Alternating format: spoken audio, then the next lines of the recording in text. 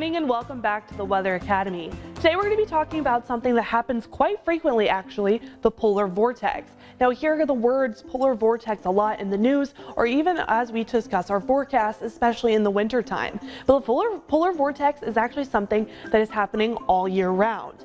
It is an area of low pressure that has parked itself up on the North Pole and has air moving in a counterclockwise direction.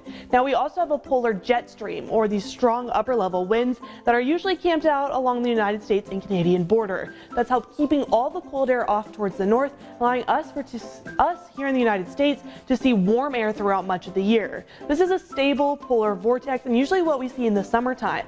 Our polar vortex is weaker and the polar jet stream is a lot stronger. But as we head towards the winter, we start to see our polar jet stream become a lot weaker and start to wobble a bit. This is going to allow for cold air to surge towards the south. We see a disrupted polar vortex. We also have warm air surging north, and that's when we really start to see these troughs and ridges of winds across the United States. Now here's an example of when we usually see a stable polar vortex.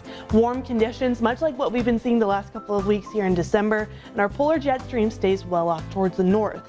But if we start to see that become disrupted and the jet stream sinks south, this Arctic blast of cold air will be making its way into the region and even stretch as low as down into Texas and Louisiana, dropping temperatures across much of the south. Now last February, in February 2021, was a good example of when we saw the polar vortex cause drastic impacts to us here in Texas, Louisiana, and across much of the south. And that's when we saw the 2021 ice storm that happened in February. Temperatures dropped dramatically, we sat below freezing for extended periods of time, and strong winds out of the north caused our wind chills or our feels like temperature to be even below freezing. So I hope that helps you understand a little bit better about what exactly the polar vortex is. Make sure you tune in next week to the Weather Academy. We'll be diving in to another weather topic.